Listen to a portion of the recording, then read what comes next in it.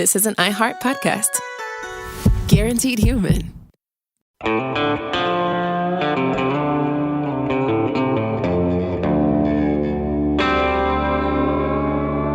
Body Bags with Joseph Scott Morgan.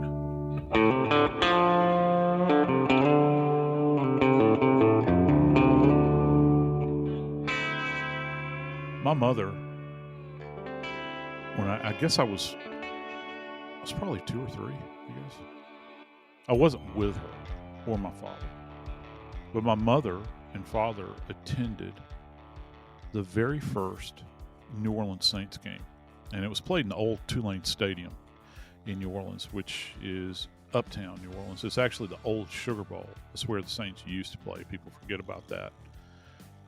Now that stadium is gone, ripped to the ground. It was a grand stadium too, but you can go out to Lake Pontchartrain and walk along the riprap that they have set up out there, the seawall they built, and you'll come across chunks of concrete that have seat numbers and road numbers on them, and they demolished that old stadium and built a seawall out at Lake Pontchartrain. It's kind of a cool thing. You go out there. But when I think about how many disappointed people sat in those seats for all of those years, and of course the Saints eventually moved to the Superdome, that they've been there, I guess, since 75. My family's always had an attachment to Saints, and it's carried on to this point. My son does too. I mean, my son and I actually go to games. We have an opportunity. Either we'll drive to Atlanta or we'll go home to New Orleans and go see games. And I've always been an NFL Saints fan and really committed to it.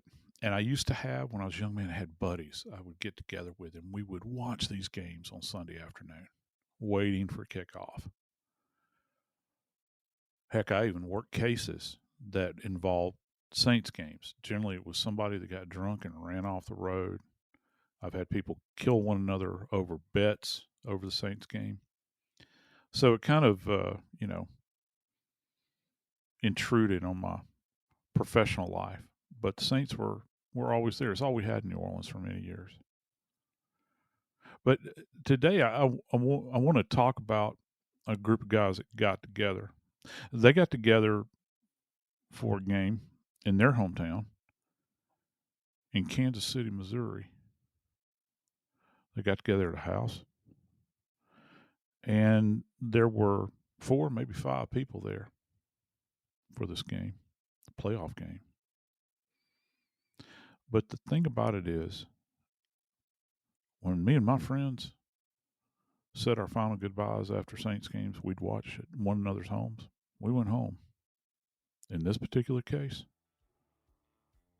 3 of them never made it out alive. I'm Joseph Scott Morgan, and this is Body Bags. Dave, I know you're a baseball fan. I know you are. Were you ever a football fan at all, or is it just something that just really wasn't on? You're a strictly baseball guy. I grew up where I rode my bicycle to where the Los Angeles Rams had their training camp at Cal State Fullerton.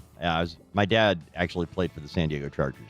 Holy smoke! Yeah, really? Yeah, I was a big football you're fan. back in the days of Roman Gabriel. Yeah, actually, okay. When I was a kid, my 8th or 9th, whatever year it was, I actually, for Christmas, got a Roman Gabriel jersey. I'm talking Holy the Rams smokes. blue and white helmet. That's it's got to be one of the coolest names in NFL history, by the way. So not Roman only you're Gabriel, Roman, but you're an angel too. You're like Gabriel. Yeah, I was a big Holy fan. Smokes! Yeah, huge.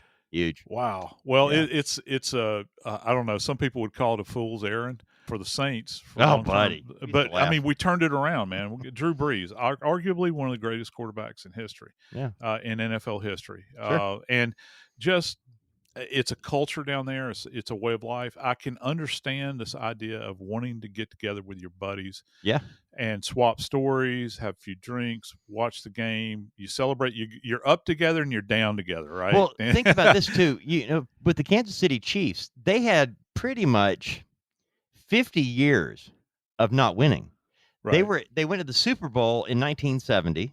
Yeah. And then didn't go back to a Super Bowl until 2020. That's a long time of not making it to the big game until the last few years. And Now they've been they're a powerhouse. They've Yeah. absolutely been a powerhouse. They're electric to see. And, and their fans are loyal. I mean, they're very loyal. I mean, I got to tell you, and this goes to the cases that we're actually talking about.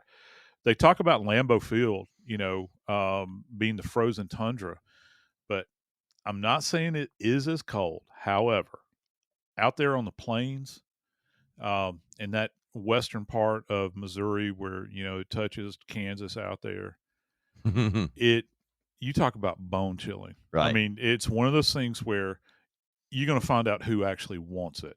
If you're going to be out there, you can see these guys dressed in their deer hunting clothes, where they, where you've got to be wrapped up. You got to be out there because the danger of exposure. Yeah. And, you get people that are inebriated. They don't have as much self-awareness perhaps, or they get into the spirit of the game and they're going on and on. You got to want it. But, in this case today, these cases, I keep saying case, but my gosh, it's cases. And that's going to play into our conversation today, Dave, about this death investigation. They gathered together at the guy's house to watch this game between the Kansas City Chiefs and the Los Angeles Chargers. It was a much closer game than anybody expected. But it took place at 3:25 in the afternoon for kickoff. Great football time. And the guys were watching at home, and they had a great time watching. As a matter of fact, at the end of the game, Jordan Willis, he was the guy that invited everybody to his house. Yeah, he's like the homeowner, right? Yeah. The renter. He was renting the house, but Jordan Willis invites these guys over. These are two of the guys are his best friends from high school. That's how long they've known one another. These are guys now in their late 30s. They've known one another for years, and they've been Chiefs fans.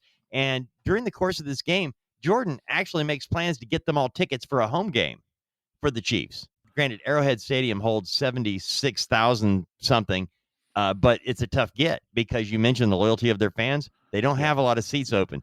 They fill 76,000 seats pretty regular, Well, I found out something interesting the other day that this Arrowhead Stadium there, I think they had the loudest recorded game ever. Yeah. So the place it's nuts when you get everybody in there, and it's electric. But when you're in somebody's home and you're warm, that's the key here. You're warm, Right. and you're eating cocktail weenies Right. and drinking beer and eating chips and doing whatever you do. Yeah. It's a much more comfortable. Maybe you got a fire going. It was fairly moderate temps that day. It got cold over the next couple of nights, but that day on the 7th, when they all got together, it happened when they got together on Sunday, January 7th, for the Chargers-Chiefs game.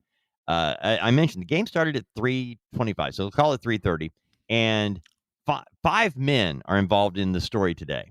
Jordan Willis, it was his house that he invited the guys to come. The other men that came, again, two of the guys are best friends from high school, and another guy, David Harrington, is 37, Ricky Johnson, 38, Clayton McGeeney is 36. They haven't told us which two he went to high school with, but they've all known one another for a long time. Now, I thought you said there were 5, Dave. You just mentioned 4. All right. There's a mystery person who was also there that day, but he wasn't there during the game, from what I can tell, Joe. I keep mentioning the start time because this 5th anonymous person, this mystery person, didn't arrive until 7 o'clock. The game was over by 7. So you've got Jordan Willis, Jordan Willis is a scientist. He has a background of working with AIDS research. He's won awards for his research and his scientific abilities. This is a very smart guy. And I don't know what the other guys do. We know what happened to them, but we don't know what they did in their, But to give you an idea, they watch the game. The game finishes, and they're hanging out, maybe having a few adult beverages. And at some point in time, Jordan Willis, who is his home, he falls asleep on the couch. He says the other guys, the doors are unlocked. They're going in and out, doing whatever. And at some point, Jordan Willis wakes up on the couch. He doesn't see anybody. And so he goes on up to bed. He's known these guys for so long, Joe, that he's leaving his door open. They're unlocked. They can come and go, do whatever they want. But he's asleep. Right. And so he stays upstairs sleeping, and he doesn't wake up. I say he doesn't wake up because the next day, when the 3 men don't go back home. They're grown men, but they don't go back home Sunday night. Their friends kind of, mom and dad, other friends, well, they're probably just, hanging out. But when they don't show up Monday and they're not returning calls or texts, they're not getting online, no social media, it's just silence from these guys, from all four of these guys, Jordan included. So you got Jordan Willis and all of the three guys. Nobody can get in touch with any of them. All day Monday, all day Tuesday, still nothing. You've got people reaching out to Jordan Willis on his social media, they're calling David Harrington, Ricky Johnson, Clayton McGeeney. Nobody is answering their phone. Nobody is returning a text. Nobody is on social media. So finally, Clayton McGeeney, he's engaged. His fiance has her fill. She can't wait anymore. She's done waiting. She goes over and she's knocking on the door. She can't get Jordan Willis up. She sees the cars are in the driveway, but nobody's answering phones. Nobody's answering the door. So she breaks into the house, Joe. She breaks into his house, is screaming his name, Jordan, where are you? What's going on? And she walks all the way through the house and she sees on the back porch a body. She calls police. It's just before 10 o'clock at night. And she asks them to come and do a welfare check. When police show up, they find the guy on the back porch is dead. And there are now two others are out in the backyard dead. They apparently have frozen to death, Joseph. Now, I got to ask you, Joseph Scott Morgan, if you are you're at a house with a friend, you can go in and out as you please. How do you end up freezing on the back porch or backyard? And how is it possible that somebody inside the house, Jordan Willis, is sleeping for what, from Sunday night until Tuesday at 9 o'clock at night? Is it possible to sleep that long? Something doesn't jive. Okay. I mean, I think that everybody has come, that's an obvious statement. But here's the thing, Dave, I don't know. Okay, I'll put it to you this way. The only times that I have ever worked multiple deaths that were non-gunfire related, where it was like a mass homicide or a mass homicide / suicide, were when an individual was driving a car and you had a bunch of friends in the car and they all died. Okay, worked a bunch of those. You've got kind of a cause and effect thing going on there. I have worked cases with multiple deaths. One comes to mind in particular where an entire family got gassed inside of their house by carbon monoxide. They'd reversed the flow of the heater exhaust on the thing. They all died in their sleep in bed. But Dave, I got to tell you, what's so puzzling about this is the fact that you've got three grown men in the prime of their lives. These guys are in their 30s, all right? And they're all dead in geographic proximity to one another. And there are no answers. There are absolutely no answers to this. And it gives you pause. And let me ask you a question. Have you ever been hanging out with buddies and maybe you're standing around a fire?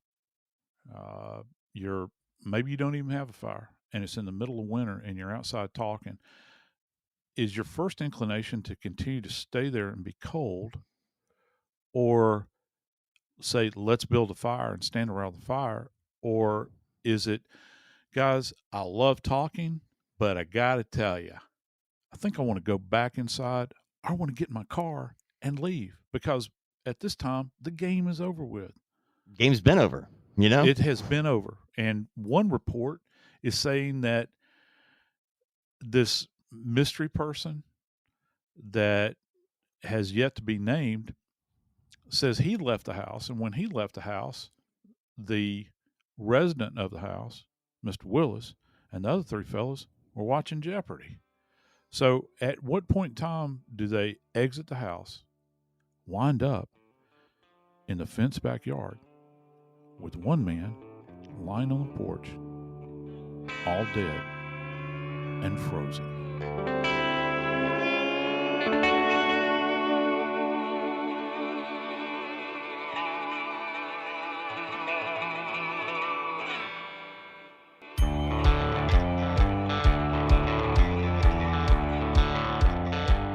I guess it was probably 2 years ago now. 2 years, 3 years, 2 years. I starred on an oxygen special called murdered and missing in Montana, and it involved 3 Native American girls who, and a couple of others that were peripherally mentioned in this program, and they were found. One in particular was found dead in the snow, and she was partially unclothed. And of course, when we think about unclothing, and we have a scene, we think about, some kind of sexual assault, particularly as it applies to females. But there's something else that comes along with hypothermia, and it's called paradoxical undressing. And the way this kind of plays out is that hypothermia, that condition, where you're subjected to extremely low temperatures, your body, as your core body temperature begins to drop, you become, you become disoriented. You can start to babble out of your mind. You might think that you're hot, even though it's freezing cold, and you begin to peel off layers of clothing. And it's called paradoxical undressing. There's any number of things that begin to happen, but your metabolism also begins to slow. And that's kind of how hypothermia kills you. And I don't know that in this case, because we don't have a lot of information at this point in time, that you had paradoxical undressing. But I do know that hypothermia does cause people to behave in peculiar ways. And that draws me back to this question, Dave. Why in the world would somebody choose to be cold? Because this is a choice that you're making. Are you being held against your will to stand outside and be exposed to the elements? There's something about this that just absolutely does not make sense, my friend. The whole thing, Joe, we're not getting the whole story. That's all I can. There's no way this can be the whole story. The story that we're to believe, that we're told, is that 4 friends got together to watch a ball game. They're watching the game. Game ends, and another guy shows up. 5th guy that we don't know. He's anonymous. But the 5th guy leaves, and all 4 are still alive. But we're to believe that the owner, the guy who's living in the home, he doesn't own the home. The reason I say that is he moved out, Joe. While this has been going on in the last couple of weeks, he moved out that week because nobody believed the story. They're like, "How, you mean you slept inside and your 3 best friends died on the yard frozen? That makes no sense." And so he moved out. He was just renting.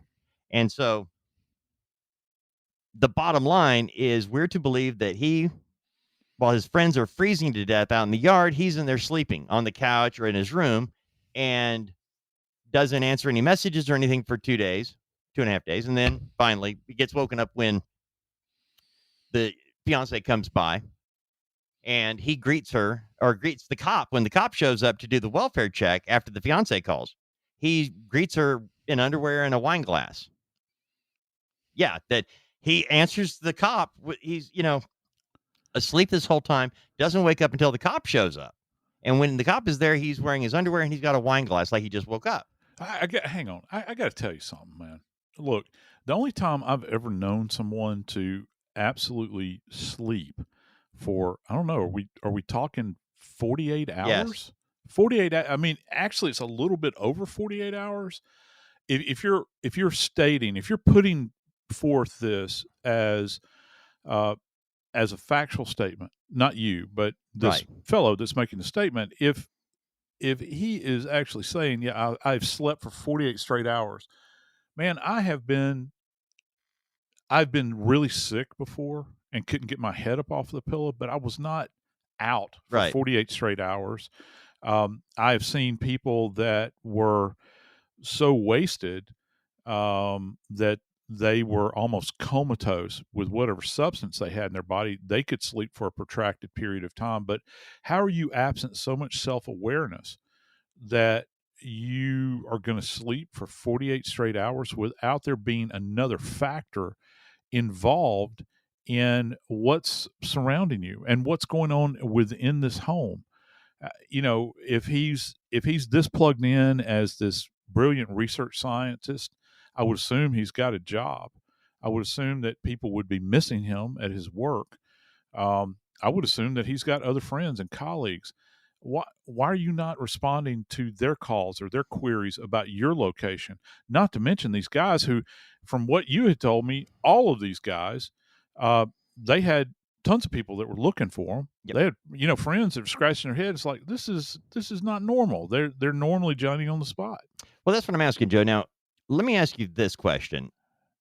How is it possible for somebody to, when they're close enough to be inside, but they remain outside and freeze to death? Let's just start there.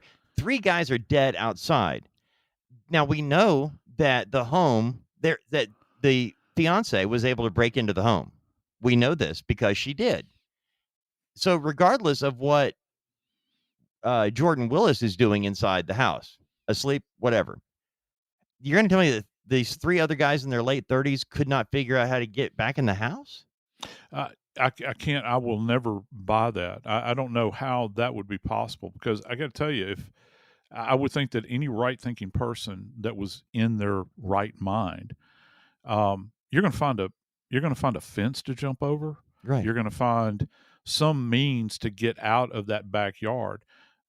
I mean, kick the back door open if you're locked out and you can't get anybody to come to. I got to tell you, if I'm out there and I have an awareness that I am, and here's the key, I have an awareness that I'm getting cold and it's getting colder, I'm going to find shelter. I mean, it's a basic. We're back to Maslow's from from sociology 101.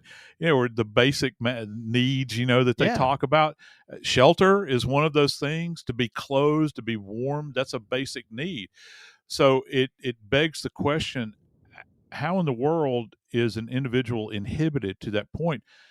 Even more so, how are 3 individuals inhibited from making a decision that is so critical for them to seek shelter and for them to get out of the elements, for them to call somebody? Or, have your car keys been taken up? That's the one thing that the fiance said. When she rolled up, the vehicles were in the street. The cars are out there, which is, again, another head scratcher. No one's moved the cars. They're out there. So what does that tell you? Well, it's not like, someone stole the cars and ran away with them. If the cars are there, for most guys that are car owners, they're going to be there. That just stands to reason. They didn't go off with someone else. And then for her, on her own, to walk through the structure, a place that is not her own, she obviously, they've been friends. The men have all been friends. Mm-hmm. She obviously knows this guy. She knew where to go. Right. Can you imagine her shock and horror by looking out of that window and seeing that dead body out there on that back porch? It would just drive me to madness, I think, particularly considering her fiance is one of them out there in that backyard, Dave. And I don't understand the welfare check. That the police were called to do a welfare check, Joe. What does that mean? What is a welfare check if, again, the story is that she came into the house, she broke into the house, is screaming for Jordan Willis, who doesn't wake up. She sees the body on the back porch and calls police to do a welfare check. Yeah, and I don't understand the verbiage there, because I got to tell you, there's a huge gulf between a welfare check and finding a dead body. Right. Because most people that get on to a 911 call, they don't request a welfare check if they've got a dead body. You know what they say? I found a dead body. Get out here ASAP. Bring everybody. And she's already been screaming and crying out for her boyfriend, her fiance. I can only imagine you're talking about really ramping things up when she sees this individual laying on the back porch deceased. How much more is this beginning to escalate? So maybe the police are interpreting this as a welfare check, but this is not a traditional welfare check. Welfare check generally occurs when you have someone that's missing, you can't get somebody to come to the door, and you think they're in danger. You call the cops, and they will walk around the house. They'll tap on the windows. They'll ask questions of the people that call the thing in, and if the police can judge at that moment in time, if they think that it's a public safety issue, they'll go ahead and knock the door in. I've seen them do it. And then they go in and they find dead bodies or a dead body. But this is even the language in this thing is so bizarre. But I know this. When those cops walked into that backyard, they had the surprise of their life.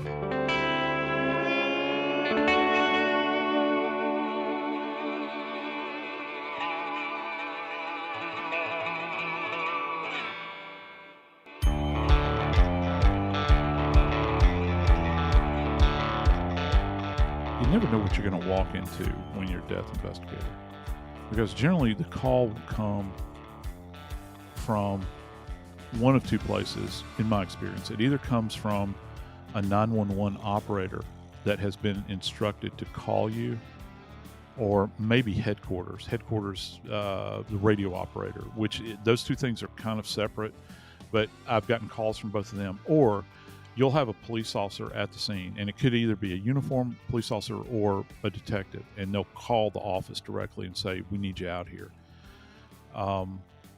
In this particular case, when the medical examiner's office was alerted in Kansas City, I can only imagine, because it's not like, Kansas City doesn't know its own level of death and violence and all that stuff. It happens. It's a big city. People that work for the ME and the coroner's office out there in that region, they have experience with brutal homicides. They deal with multiple deaths. But, buddy, I tell you, when you roll out on a scene and you've got people lying about, you don't see shell casings, you don't see blood, you don't see anything except three grown men. I got to tell you, it would even give the most stalwart among us that are death investigators cause to pause for a moment, scratch our heads a little bit. Here's my concern or curiosity. Jordan Willis is an HIV researcher and protein scientist who lives and works from his home in Kansas City, Missouri, where this party took place, football party. He is an accomplished scientist, Joe. Research into COVID, HIV, been praised in the medical world. This guy, like I said, an accomplished scientist. So he works from home and obviously has a job. Now, he has two pit bull mixes that, according to his social media, are the loves of his life, Sadie and Daisy. But for some reason, Sadie and Daisy were staying at his dad's house that night. So Sadie, he had no reason to take the dogs out. This goes back to, why didn't you get up? You were in bed for 2 days. He had that, I didn't have my dogs. There was no reason to open the door, no reason to go out. So, again, a grown man in his late 30s sleeping for 2 days. We've got 3 men whose family is trying to reach them. One of them's engaged. One of them has 3 children. Ricky Johnson has 3 children of his own. Ricky Johnson, his dad has really come into play. Now, Ricky's 38, has 3 children, and his dad says, I'm not going to say that during a game he didn't have some drinks, but he wasn't irresponsible that he was going to go outside and freeze to death. You're talking about 3 grown men. If he was out there just freezing like they said, he could have kicked out a window to get into the house. Sounds right to me. Yeah, I mean, that's the same conclusion I think I've come to. Mm-hmm. I think you have come to. Here's what in this particular case. Ricky's mom, you know what she said? What's that? Seriously, these were responsible men. How do they go in a backyard and freeze to death, all 3 of them? Something that comes to my mind. This guy, Jordan Willis, wants to brag about how smart he is. He's a scientist. My thoughts are that he concocted something and gave it to all 3 men. How could this have happened? Ooh. Is it possible that these 4 guys, and I'm going to include Jordan Willis into this, that they all took something concocted by one or all of them and a party favor? So much so that it knocked Jordan Willis out, but he happened to be inside and fell asleep. The other 3 guys don't realize what they've taken, and they're out, doing whatever guys do, having fun, and all of a sudden, whatever the concoction is hits them, and now they're out of it. They can't make sense of things. Poof, they're out where they stand. Right. And Jordan wakes up 2.5 days later, pretty much, with a police officer standing over him. The other guys are outside. Innocent deaths created by some kind of concoction. Is that a possibility? Yeah.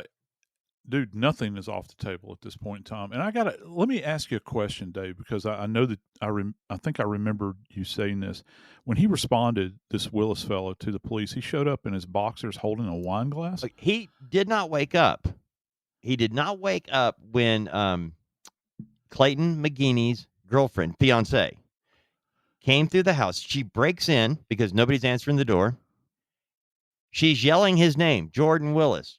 Jordan, screaming for him. Now, his attorney says that he fell asleep with his headphones on. He has noise-canceling headphones, and he fell asleep with those on.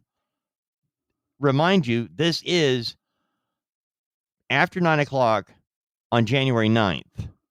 These guys started there during the Chiefs game Sunday afternoon. That would be the 7th, January 7th. So we've got 2 full days plus some, and Jordan is not awake when she gets there.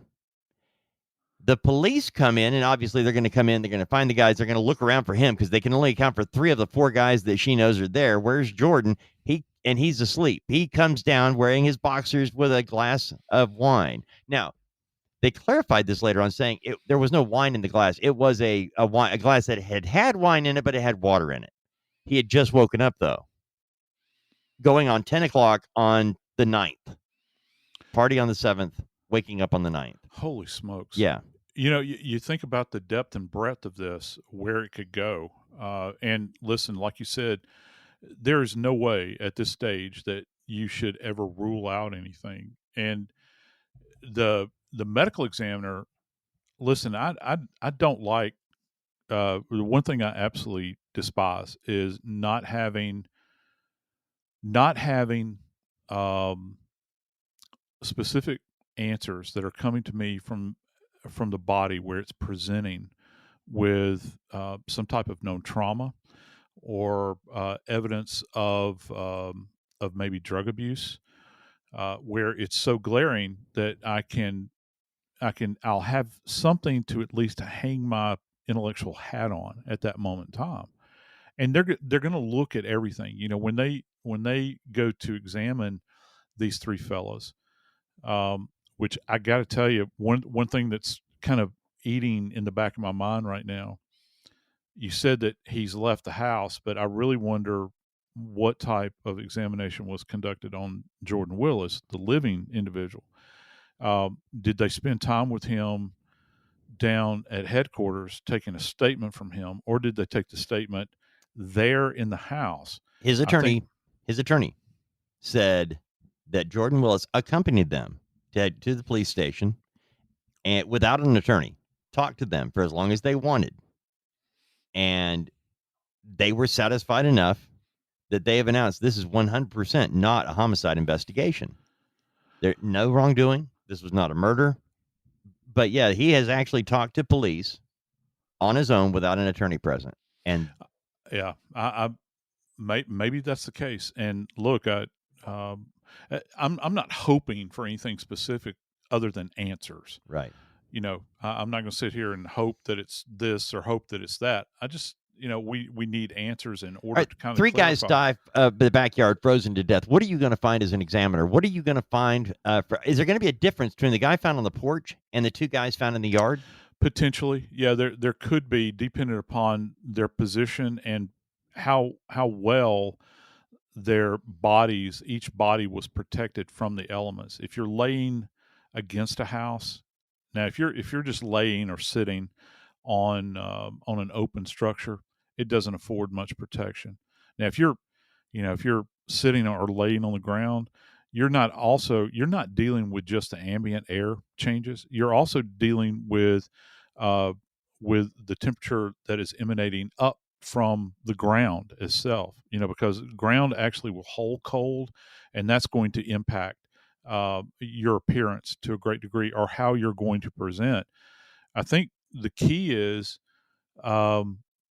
what type of evidence did they find on the bodies that indicated that these are hypothermic deaths?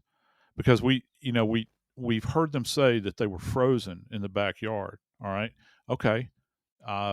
I'm with you. The bodies were frozen. Saying a body is frozen is not the same as saying that somebody froze to death.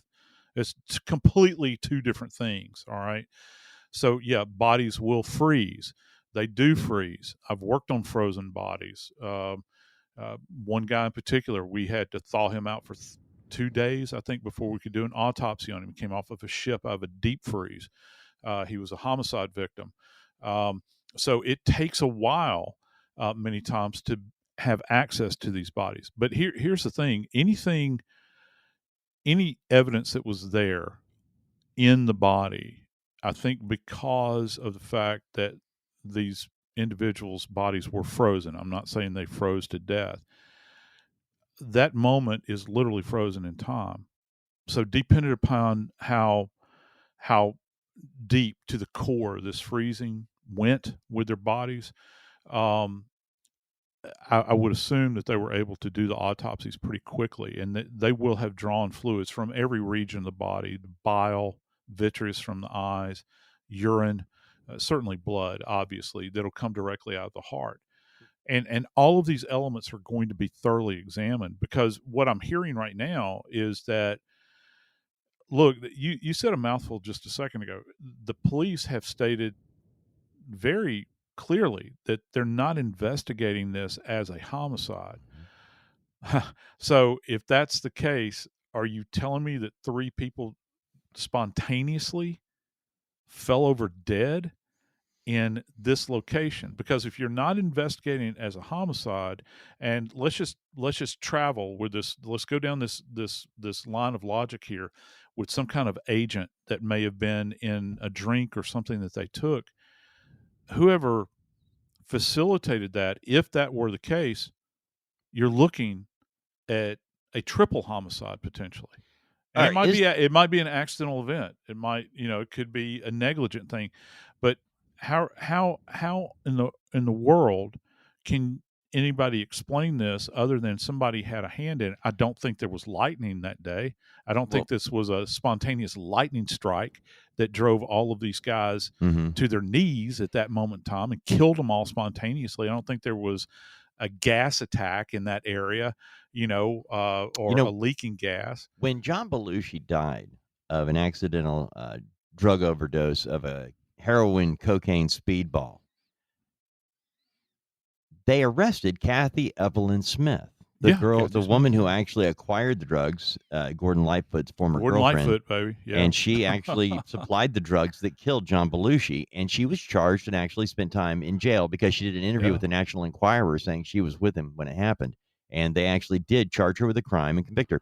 In this particular case, is there a drug that all these guys could have taken, like MDMA, that can cause your body to feel warmer than it actually is, that would allow you to be out in the elements and ignore the elements to the point where, as the drug is having its effect on you, that you're physically being chilled to the point where you're incapacitated? It could, but I've got a better candidate. I mean, and it's kind of the elephant in the room all over the country right now. If these guys were exposed to something like fentanyl, it's the amount that it takes to push someone off into eternity is so minuscule compared to a lot of other drugs. And it can happen so quickly. It's not even an idea of, you don't perceive yourself as cold, or you don't perceive that you're losing body heat, or you don't perceive that maybe I need to go in and get shelter. I'm not saying that it is fentanyl, but what I'm saying is it would have to be something that would literally knock 3 grown men down, and I mean, like, right where they stand. Dave, I've had people that I've worked drug ODs where people have injected, these are heroin addicts, that have shot up after they have detoxed, and they've used either a hot load or a bolus to the same size that they would use prior to detoxing, and have found them literally with needles sticking out of their arm. are holding the hypodermic needle because it happens so quickly. There's nothing. It's like standing in the way of a freight train, and your feet are cemented to the tracks. You can't get out of the way of it. You can't get out of the way of it. And for me right now, if they're saying that there's no trauma, which I haven't heard that yet, but if there's no trauma, you don't have gunshot wounds, you don't have bludgeonings, you don't have any sharp force injuries, the answers to all of these questions that everybody has in this case out of Kansas City, it's going to lie in the toxicology. And I can tell you this, we're going to follow up on this case. I'm Joseph Scott Morgan, and this is Body Bags. This is an iHeart podcast. Guaranteed Human.